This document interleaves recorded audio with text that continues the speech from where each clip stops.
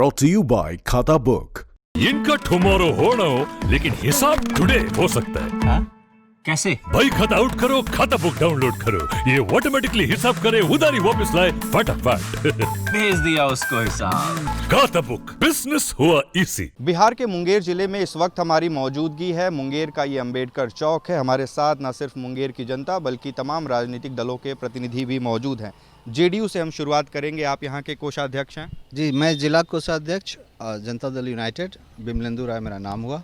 ये बताइए कि किस मुद्दे पर ये चुनाव लड़ा जा रहा है? 15 साल नीतीश बनाम 15 साल लालू, या आपका अपना कोई एजेंडा है? हमारा एजेंडा है, उस एजेंडे पर लड़ रहे हैं हम लोगों ने। हमारे मुख्यमंत्री माननीय नीतीश कुमार जी ने 7 निश्चय पार्ट 2 की घोषणा की है।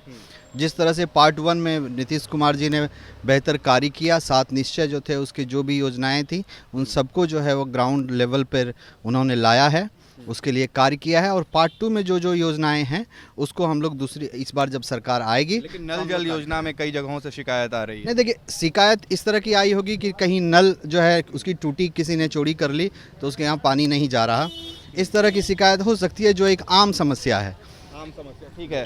आरजेडी के कुछ लोग हैं, ये बताइए कि बोल रहे हैं कि नल जल में कोई समस्या नहीं है, अगर कोई टोटी चोरी कर ले तो फिर क्या कहना? ये बहुत ही शर्मनाक बात है कि मुंगेर में नल जल योजना नाम का कोई चीज़ ही नहीं है। 15 वर्षों के इनके शासन में इस तरह से बेरोजगारी बढ़ा बिहार में, इस तरह से बेरोजगारी बिहार में बढ़ा कि बिहार में रिकॉर्ड बेरोजगारी का दर नापा गया। और इनकी सरकार ने एक सुई का फैक्ट्री भी बिहार में नहीं लगाया। मुंगेर में भी जो युवा बेरोजगार हैं, जो मुंगेर में आईटीसी फैक्ट्री था उनको इन लोगों ने 15 साल में बर्बाद किया। बंदूक कारखाने को इन्होंने बर्बाद किया। एशिया का प्रमुख कारखाना जो जमालपुर रेल कारखाना था उनको भी इन लोगों ने बर्बाद करने का काम किया। और मुंगेर को ये लोग हाशिए पर लाने का काम किए। और इस बार इसको हम चुनावी मुद्दा बनाएंगे हम लोग। मुंगेर को आपने बर्बाद कर दिया, सारे कारखानों को आपने बर्बाद कर दिया। मैं इन्हें याद दिलाना चाहूँगा, जब लालू यादव की सरकार थी तो आईटीसी फैक्ट्री की जो चर्चा कर रहे हैं उसके गेट के सामने एक आईटीसी के बहुत बड़े लीडर की हत्या कर दी गई थी। उसमें शासनकाल जो था वो लालू यादव का था। और वो शासनकाल आईटीसी फैक्ट्री के लिए जो है वो टर्निंग पॉइंट हुआ, क्योंकि उसके बाद आईटीसी ने अपनी बहुत सारी योजनाओं को यहाँ क्रियान्वयन के लिए बंद किया। ये बात आज करते हैं, इनको ये याद नहीं है कि इन्होंने 15 साल जो शासनकाल था वो आज भी जनता भूल नहीं पाई है। वो जो अपराध था, संगठित अपराध था, बड़े बड़े सूरमा होते थे। मुंगेर की धरती पर जब राइफल गूंजा करती थी, एक एक चौक चौराहे पर जब दूसरे पार्टी के लोगों को बोलने तक नहीं दिया जाता। पिछले साल एक ही गांव में 22 AK-47 पकड़ी गई थी। हर बार, अभी हमारे सहयोगी ने बताया कि पिछले 2 महीने में 200 पिस्टल यहाँ पर अवैध पकड़ी गई है। ये किसका कार्यकाल है? उसमें भी कार्यकाल है, लेकिन उसमें भी अगर आप देखिएगा लिस्ट उठाकर तो उसमें भी देखिएगा कि आरजेडी समर्थित जो है वो लोग उसमें शामिल थे। संगठित अपराध में जो शामिल होते हैं लोग, वो लोग शामिल थे। और सरकार इस पर मुंगेर अवैध असलहों के लिए क्यों बदनाम हो रहा है? देश विदेश में यहाँ से जो असलहे जाते हैं, क्यों उसके लिए बदनाम है? बदनामी का मैं पूरा ठीकरा मीडिया के ऊपर डालना चाहूँगा। बदनामी मीडिया के द्वारा की जा रही है। यहाँ के लोगों के अंदर ऐसी कोई चर्चा नहीं है। यहाँ कुछ अच्छी चीज़ें भी हैं, उन्हें भी दिखाइए। आप निगेटिविटी को बहुत ज़्यादा हाइप करके दिखाते हैं। जो पॉजिटिव चीज़ें हैं हमारी उसको नहीं दिखाते।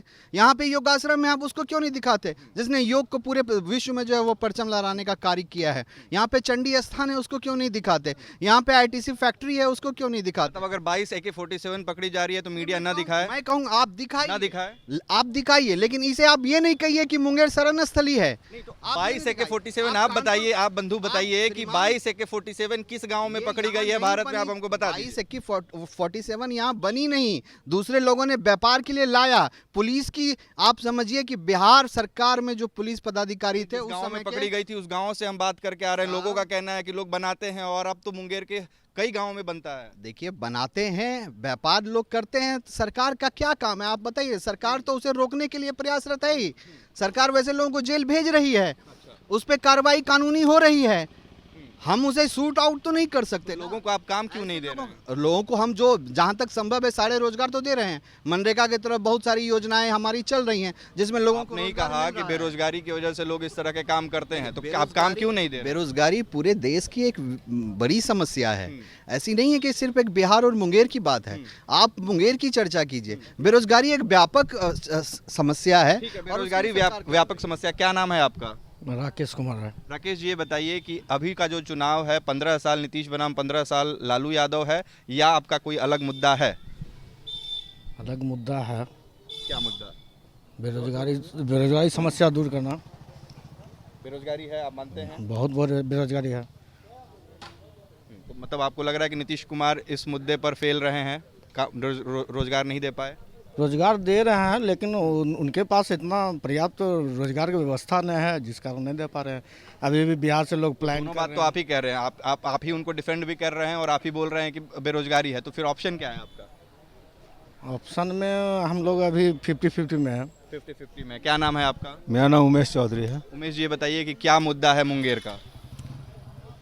देखिए, हम लोग मुंगेर के मुद्दा पर बात नहीं करेंगे आपसे। अच्छा। हम बिहार चुनाव पर बात करेंगे। ठीक है, क्या है मुद्दा? कुछ तो होगा चुनाव का। चुनाव का मुद्दा ये है कि नीतीश कुमार का 15 साल का कार्यकाल पर हम उसको मार्क्स देते हैं, और वो सभी वर्गों को ध्यान में रख के वो काम किए हैं, और न्याय के साथ विकास का जो वो बात कहे थे गद्दी पर आने के पहले, उसको वो अक्षरशः पालन कर रहे हैं। न्याय के साथ विकास किया है नीतीश कुमार ने 15 साल में। आपके शासनकाल को जंगल राज कोर्ट ने तो कहा ही था, बाकी लोग जेडीयू के आप कह रहे हैं। जिस तरह से संकट में लोग फंसते हैं तो हनुमान चालीसा को पढ़ते हैं, उसी तरीका से नीतीश कुमार और मोदी सरकार जो है लालू चालीसा पढ़ के 15 साल इन्होंने चलाया। न्याय के साथ विकास की बात करते हैं। पूरे बिहार के अंदर आप देख लीजिए, मुजफ्फरपुर बालिका हत्याकांड, बालिका गृह में जो कांड हुआ, इतनी शर्मनाक कांड हुआ। आपकी पार्टी ने दो बलात्कारियों की पत्नियों को टिकट दिया है? निश्चित रूप से दिया होगा, लेकिन जो है मंजू वर्मा कौन है?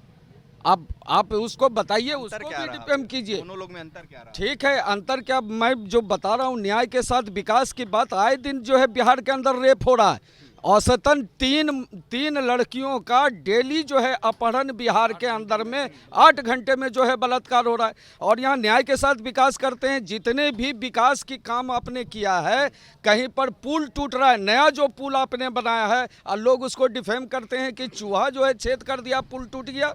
मुंगेर में असलहे क्यों बनते हैं?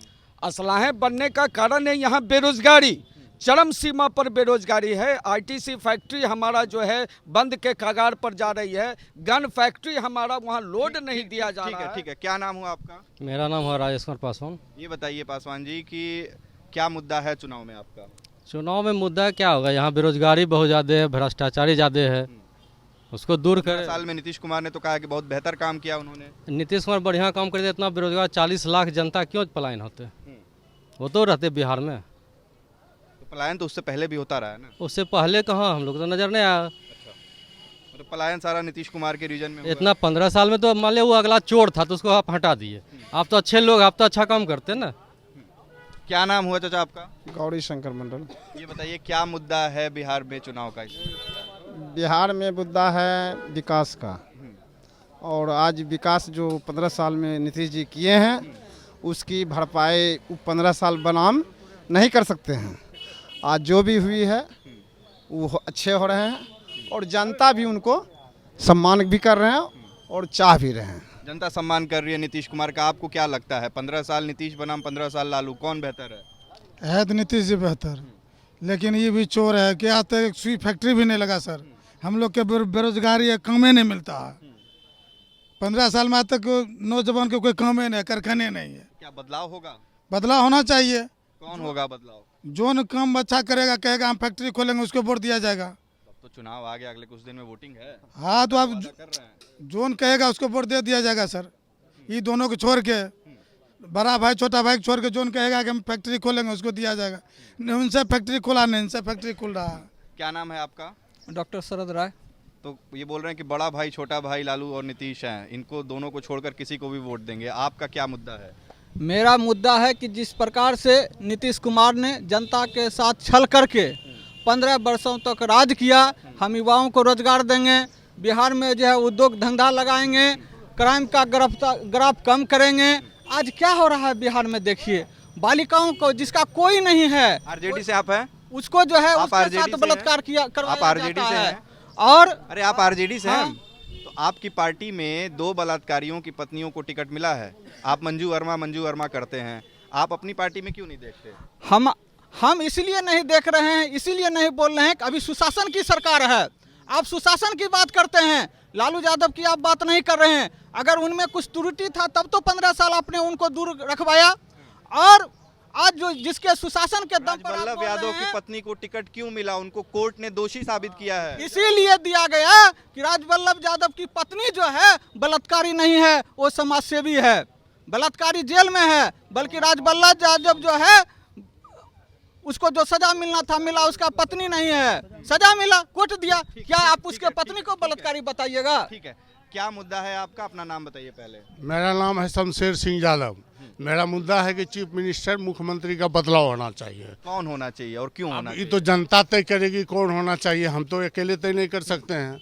क्यों बदलाव होना चाहिए? इसलिए बदलाव होना चाहिए कि इनके राज्य में बेरोजगारी और भ्रष्टाचारी चरम सीमा पे है। एक एक कार्यालय में दुगुना तिगुना भ्रष्टाचार में पैसा लिया जा रहा है। इसको कोई देखने वाला नहीं है, इस पर कोई लगाम नहीं है। क्या नाम है आपका? रिंकू पासवान, जमालपुर विधानसभा 166 से। जमालपुर विधानसभा, आपके यहाँ से मंत्री आते हैं? हाँ, हम विधायक में जो है नॉमिनेशन कराए हैं। अच्छा, आप खुद भी यहाँ से कैंडिडेट हैं। क्या मुद्दा है आपका? मेरा मुद्दा सर, नौजवान ऐसे भटक रहे हैं पढ़ लिख के, किसान बेरोजगार, किसान भी जो है कुछ उसको फायदा नहीं मिल रहा है इसके राज्य में, सरकार के राज्य में। हम लोग इंडिपेंडेंट हैं, किसी पार्टी से हैं? नहीं, हम जो है किसी पार्टी से हैं, भारतीय जन क्रांति पार्टी से। तो आपको लगता है कि जनता आपको समर्थन करेगी? जी, नौजवान जो भी हैं सब मेरे साथ हैं, और हर जगह से कॉल, हर जगह से मैसेज आ रहा है सर। ठीक है, कुछ और लोग हैं, उनसे बात करें। क्या नाम है आपका? जी, मेरा नाम निरंजन बिंद है। ये बताइए कि कौन जीत रहा है और कौन हार रहा है, सीधे बताइए। बीजेपी जीत रहा है। बीजेपी जीत रहा है, नीतीश कुमार नहीं जीत रहा है? जिन्हें बीजेपी जीत रहा है। तो बीजेपी जीतेगा, मुख्यमंत्री कौन बनेगा? अब मुख्यमंत्री ऊपर लीडर तय करेंगे, उसको तय करेंगे, हमको अधिकार नहीं। नीतीश कुमार नहीं जीतेंगे? यहाँ नीतीश कुमार है कहाँ, बीजेपी जीतेंगे। जी, लेकिन जब यहाँ सब जीतेंगे तो कोई तो मुख्यमंत्री बनेगा ना। मुख्यमंत्री नीतीश कुमार बनेंगे। नीतीश कुमार ही मुख्यमंत्री बनेंगे। कुछ और लोग हैं, उनसे बात करेंगे। क्या नाम हुआ आपका चाचा? सुनील कुमार। ये बताइए, क्या माहौल है, क्या मुद्दे हैं? माहौल यहाँ दो पार्टी है। हाँ, कौन कौन? एक है बीजेपी से और एक है लालटेन से। लालटेन से कौन किस पर भारी? अभी तो कहना मुश्किल है, माहौल बन रहा है, लेकिन बेरोजगारी इतनी बदतर है ना, लेकिन कहना मुश्किल है। बेरोजगारी के कारण बलात्कार, चोरी, डकैती, छीन, लूटपाट हो रहा है ना। ये जो आए दिन देखते हैं, इतना सामान पकड़ाया, इतना दारू पकड़ाया, ये पकड़ाया, वो पकड़ाया, तो बेरोजगारी के कारण है। बेरोजगारी है चाचा? हाँ है। क्या काम करते हैं आप?